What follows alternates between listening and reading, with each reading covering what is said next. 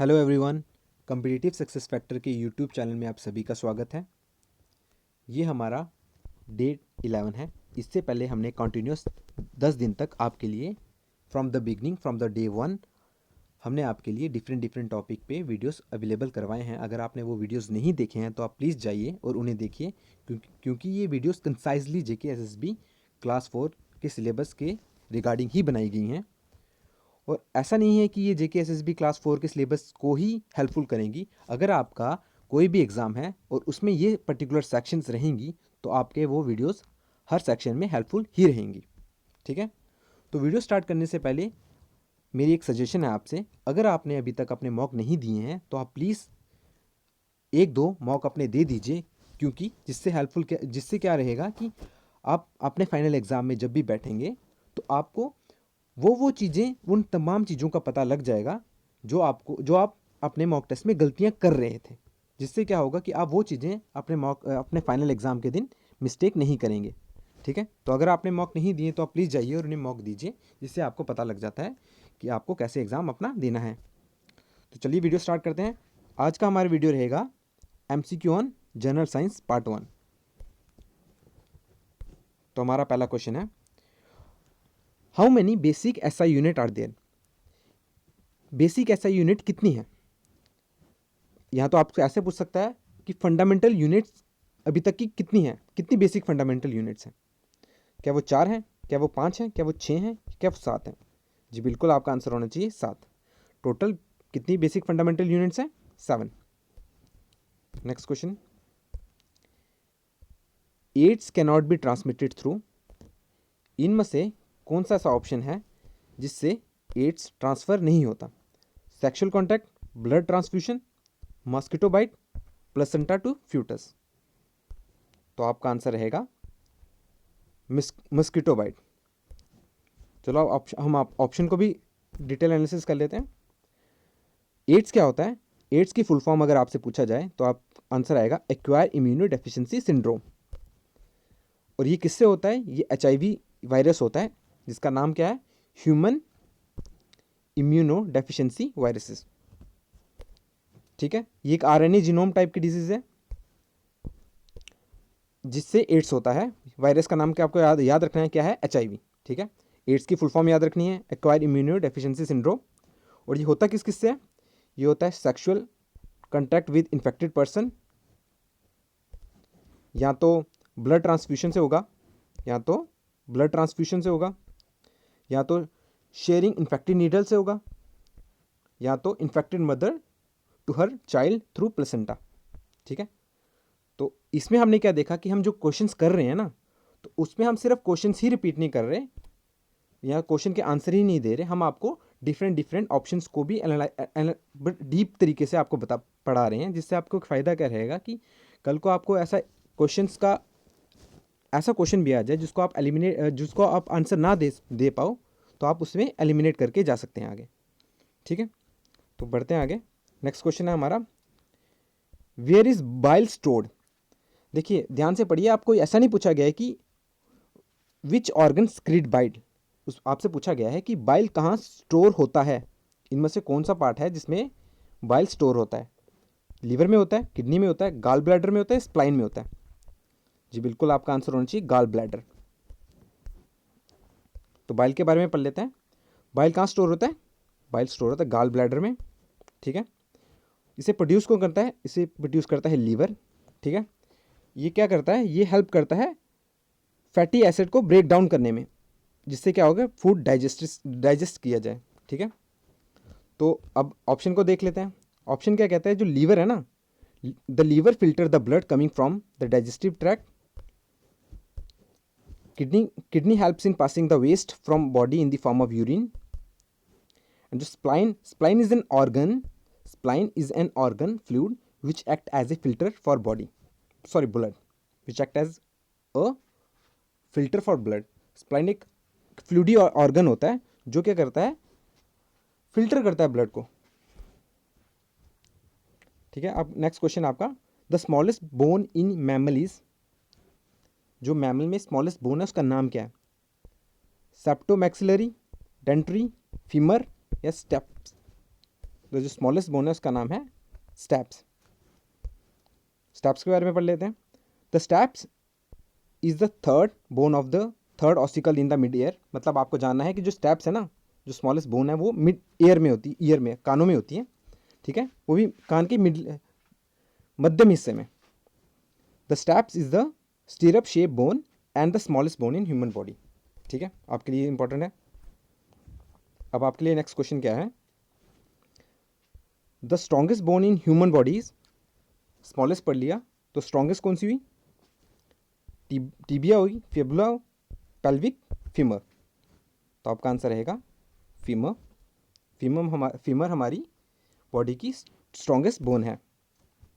तो जो फीमर है ये थाई में मिलेगी आपको, ठीक है, और ये बोन सबसे बड़ी हमारी बॉडी की बोन और सबसे स्ट्रॉन्गेस्ट बोन है, ठीक है, जो हिप से लेके नी तक जाती है हमारी, ठीक है। और टिबिया है, ये लोअर लेग में आपको मिलेगी बोन। पेल्विक है, हिप जॉइंट बोन कहते हैं इसको, और फिबुला इसे लोअर लेग बोन कहेंगे, ठीक है। आप इसका स्क्रीनशॉट ले लीजिए, आपको हेल्पफुल रहेगा। चलिए नेक्स्ट क्वेश्चन करते हैं।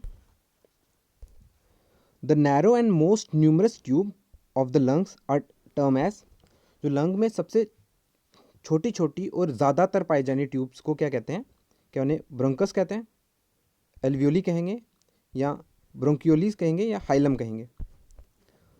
आपका आंसर होना चाहिए एल्वियोली। जो एल्वियोली है वो है narrowest and most numerous tube of lungs. तो इसका फंक्शन पढ़ लेते हैं। जो ब्रोंकस है वो क्या करती है, ये पैसेज प्रोवाइड करती है। Bronchus is a passage of airway in the respiratory system that conduct air into the lung, ठीक है। ये पैसेज प्रोवाइड करती है एयर का लंग तक के लिए। और जो एल्वियोली है वो क्या करती है, alveoli is many tiny air sac of the lung which allow for rapid gaseous exchange, ठीक है। तो ब्रोंकियोली है, each bronchioli undergo repeated division ending up in a very tiny thin terminal bronchiolus. Hilum करती है, hilum है जो is a part of organ where structure such as blood vessels and nerve enter the body. ये part है हमारी body का जिसमें blood vessel या नर्व हमारी बॉडी में एंटर करता है, उस पार्ट को क्या बोलते हैं, हिलम, ठीक है। तो नेक्स्ट क्वेश्चन है, what is the unit of thermodynamic temperature. इनमें से कौन सी टेम्परेचर की यूनिट है। तो आपका आंसर होना चाहिए केल्विन। जी बिल्कुल, आप में से बहुत सोच रहे होंगे कि सेल्सियस भी तो है, उन्होंने स्पेसिफाइड डिफाइन कर दिया ना थर्मोडायनेमिक टेम्परेचर। तो इसमें हम जो ऐसा यूनिट लेते हैं ना टेम्परेचर के लिए, हम वो कंसिडर करेंगे। तो ऐसा यूनिट क्या है, केल्विन, ठीक है। तो एम्पेयर क्या है, इलेक्ट्रिसिटी के लिए, कैंडेला ल्यूमिनस इंटेंसिटी के लिए यूज़ करते हैं हम। नेक्स्ट क्वेश्चन करते हैं। हाँ जी, ये बेसिक क्वेश्चन आपको पता होना चाहिए। What is the what equivalent value of 1 horse power. एक हॉर्स पावर किसके बराबर है। जी बिल्कुल, वो आपके 746 वाट के बराबर है, ठीक है। तो जो एक इलेक्ट्रिकल मोटर है ना, उसमें 1 हॉर्स पावर की वैल्यू कितनी होती है, 746 वाट, ठीक है। तो नेक्स्ट क्वेश्चन किया जा रहा है आपसे,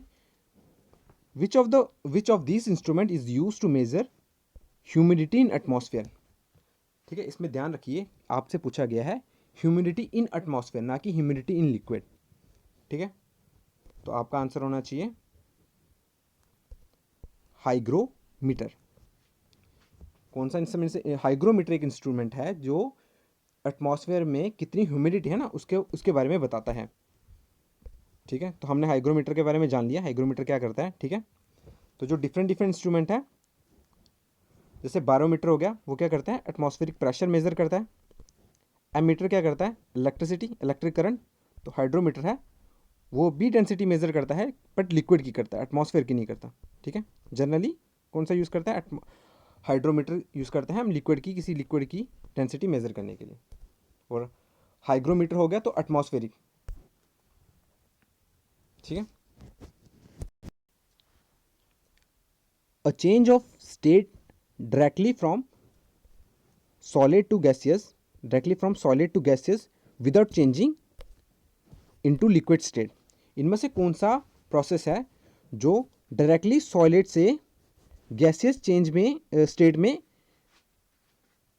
किसी ऑब्जेक्ट को करता पहुंचा देता है without changing it into liquid state. मतलब उसका देखिए जो आपकी स्टेट है ना, तीन होती है बेसिक। बेसिक कौन सी होती है? Solid, liquid, gaseous. सबसे पहले सॉलिड होता है, फिर लिक्विड आता है, फिर गैसियस, वैसे ही vice versa, gaseous then liquid में जाएंगे, फिर सॉलिड में आएंगे। तो कौन सी इनमें से स्टेट है जो डायरेक्ट सॉलिड से गैसियस स्टेट में पहुंचा देगी ऑब्जेक्ट को, तो लिक्विड में नहीं, लिक्विड इंटरमीडिएट खत्म कर देती है। तो वो स्टेट को, उस प्रोसेस को क्या कहते हैं? सब्लिमेशन। उस प्रोसेस को कहेंगे हम सब्लिमेशन। ठीक है, तो पढ़ लेते हैं। Sublimation is the transition of a substance directly from solid to gaseous state without passing through the liquid state. ठीक है, इवेपोरेशन क्या होती है? Evaporation is the process by which an element or compound transit from liquid state to is gaseous state below the temperature at which is boil. मतलब जो evaporation है ना, वो लिक्विड से कहाँ जाएगी? गैसियस स्टेट में।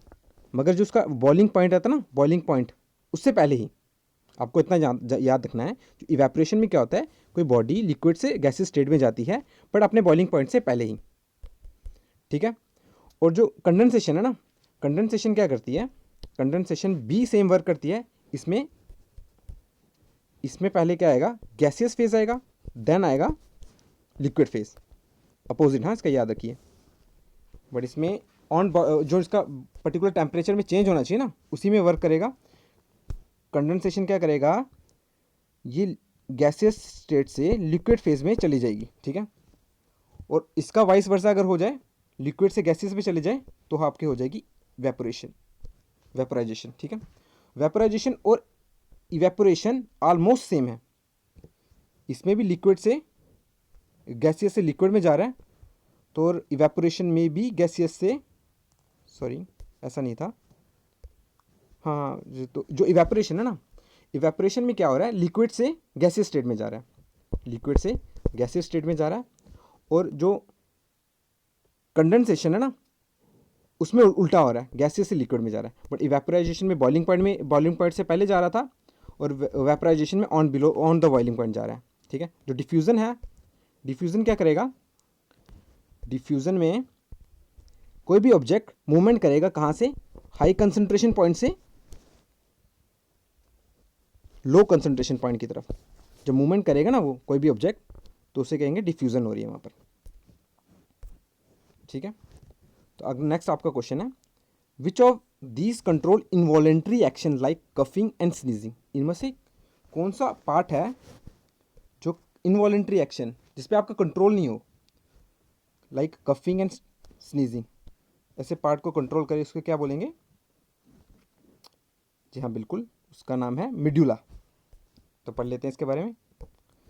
जो मेड्यूला है ना, इसे हम lower part of the brain भी कहेंगे। तो ये आपके इनवॉलेंट्री एक्शन को कंट्रोल करता है। आप इसका स्क्रीनशॉट ले लीजिएगा और इसे पढ़ लीजिएगा। ठीक है, तो आपको बेसिकली जानने के लिए ये इंपॉर्टेंट है। तो जैसे सेरिब्लम है ना, सेरिब्लम आपके, वो क्या क्या कंट्रोल करता है? मूवमेंट कंट्रोल करता है, प्लानिंग और प्रॉब्लम सॉल्विंग का कौन करता है? सेरिब्लम करता है। स्पीच कंट्रोल कौन करता है? सेरिब्लम। स्मेल भी सेरिब्लम करता है। फेशियल रिकॉग्निशन जो हम देखते हैं, पहचानते हैं ना कि ये वो है, ये वो है, तो ये सेरिब्लम करता है। बट आपका जो मेडुला है ना, वो इनवॉलेंट्री एक्शन कंट्रोल करेगा। इनवॉलेंट्री एक्शन मेडुला करता है। और जो पॉस्चर एंड कोऑर्डिनेशन करता है ना, जो अपने बॉडी को चलाते हो आप, अगर आपको पेन उठाना है तो आप हाथ आगे बढ़ाओगे और पेन उठाओगे, तो वो कंट्रोल कौन करेगा? सेरिबिलम। ठीक है, तो आप इसका स्क्रीनशॉट ले सकते हैं। नेक्स्ट आपका क्वेश्चन है, which of the following is the main thinking part of the brain. इनमें से कौन सा मेन थिंकिंग पार्ट है ब्रेन का? मैंने अभी आपको बता दिया, आपका आंसर है सेरिब्रम। ठीक है, तो इसके बारे में दिया है मैंने। सेरिब्रम क्या करता है? ब्रेन को कंट्रोल करता है, जिसमें क्या करता है वो? थिंकिंग, रीडिंग, स्पीच, ये सब पार्ट कंट्रोल करता है। मिड ब्रेन क्या करता है? Mid brain is the small centre part of the brain stem. जो स्मॉल ब्रेन स्टेम है ना, बिल्कुल निचला हिस्सा ब्रेन का, जो ब्रेन होता है उसका निचला हिस्सा, ये मिड ब्रेन है आपका। Develop from the middle of the primitive and embryonic brain is the hypothalamus is the portion of the brain. It contains numerous small nuclei with variety of function and lower part of the brain. It comprises cerebellum, मतलब जो आपके cerebellum है ना, और Pond's and medulla oblongata वो mid brain का part है, ठीक है। और जो फोर ब्रेन है, सेंसरी इंफॉर्मेशन आपको कौन देता है? Fore brain. Next question, a person who has been vaccinated from a certain virus has acquired the, कोई भी पर्सन जिसे वैक्सीनेट किया जाता है किसी वायरस से, उसे उसमें क्या आ जाती है? इनमें से नेचुरल एक्टिविटी इम्यूनिटी, किसी बीमारी से नेचुरल इम्यूनिटी आ जाती है, या पैसिव इम्यूनिटी आ जाती है, आर्टिफिशियल पैसिव इम्यूनिटी आ जाती है, या आर्टिफिशियल एक्टिव इम्यूनिटी आ जाती है। तो आपका आंसर होगा आर्टिफिशियल एक्टिव इम्यूनिटी। तो जब आप वैक्सीन लेते हो ना किसी बीमारी के लिए, किसी वायरस के लिए, तो आप में आर्टिफिशियल एक्टिव इम्यूनिटी हो जाती है उस टाइम, जिससे क्या होता है कि आपने इंड्यूस किया है वो वायरस, उसका बिल्कुल ही इन वीक फॉर्म में वायरस आपने वही इंड्यूस किया अपने बॉडी में, जिससे आपका वाइट ब्लड सेल एक्टिव हो जाए और आपकी बॉडी को उससे लड़ने की शक्ति प्रदान करते हैं, मतलब उसके एक्टिव हो जाते हैं वो टी सेल्स आपके। तो बेसिकली वैक्सीनेशन क्या होता है? Vaccination is the process of induction of weakened or inactive pathogen or protein into a person to provide protection against disease, जैसे कि वैक्सीनेशन ऑफ पोलियो या कोविड-19 वैक्सीन, ठीक है। तो आप मुझे कमेंट करके लिखिए जो इंडिया ने कोविड-19 वैक्सीन बनाई है उसका नाम क्या है, ठीक है, कि और किस कंपनी के साथ मिलकर उन्होंने बनाई है एक, ठीक है। तो आर्टिफिशियल एक्टिव इम्यूनिटी मैंने बता दिया, आपको आंसर है आपका, ठीक है। तो नेक्स्ट क्वेश्चन है आपका, जो BCG वैक्सीन है ना, किसके लिए दी जाती है? क्या वो चिकन पॉक्स के लिए दी जाती है? क्या वो TB मतलब ट्यूबरकुलोसिस के लिए दी जाती है? वो कॉलरा के लिए दी जाती है? या वो टेटनस के लिए दी जाती है? तो आपका आंसर होना चाहिए TB के लिए। जो BCG वैक्सीन है ना, वो आपकी TB के लिए दी जाती है। तो आप पढ़ लेते हैं। मैंने बताया था ट्यूबरकुलोसिस के लिए कौन सी वैक्सीन है? BCG वैक्सीन, ठीक है। इन्फ्लुएंजा के लिए कौन सी? HIV vaccine. हेपेटाइटिस B के लिए हेपेटाइटिस B वैक्सीन। पोलियो के लिए इनएक्टिवेटेड पोलियो वैक्सीन और ओरल पोलियो दी जाती है। मीजल मम्स एंड रूबला के लिए MMR वैक्सीन। चिकन पॉक्स के लिए वेरिसिला वैक्सीन। ये वैक्सीन के नाम आपके लिए बहुत इंपॉर्टेंट है, ऐसे क्वेश्चन आपसे किए जा सकते हैं, ठीक है। तो नेक्स्ट क्वेश्चन है आपका, which type of blood group is universal recipient, मतलब इनमें से कौन सा जो ब्लड ग्रुप है ना वो यूनिवर्सल रिसिपेंट है, मतलब वो किसी भी ब्लड ग्रुप से ब्लड ले सकता है। तो आपका आंसर होना चाहिए AB। जो AB पॉजिटिव ब्लड ग्रुप के लोग होते हैं ना, वो किसी से भी ब्लड रिसीव कर सकते हैं, ठीक है। पीपल आपके लिए इंपॉर्टेंट के लिए आपके लिए क्या है? People who have a blood group of AB positive are considered as universal recipient. Those who having AB blood group, आपके लिए जानने के लिए ये इंपॉर्टेंट था कि जो AB ब्लड ग्रुप है ना वो यूनिवर्सल रिसिपिएंट है, और जो O नेगेटिव ब्लड ग्रुप है ना वो यूनिवर्सल डोनर है। आपके लिए ये जानना इंपॉर्टेंट है।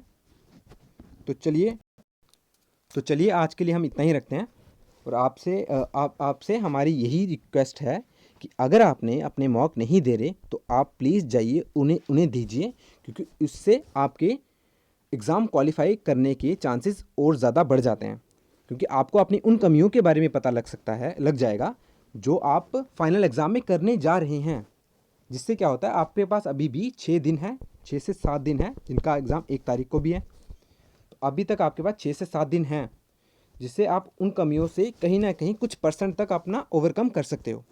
तो मेरी आपसे यही रिक्वेस्ट है कि आप जाइए अपने मॉक टेस्ट दीजिए, चाहे किसी भी सोर्स से किसी भी प्लेटफॉर्म में आपको मिल रहे हैं ना, तो आप दे दीजिए, ठीक है। तो नेक्स्ट टाइम आपसे मिलेंगे नई वीडियो और नए जोश के साथ। तब तक take care, stay connected, thank you.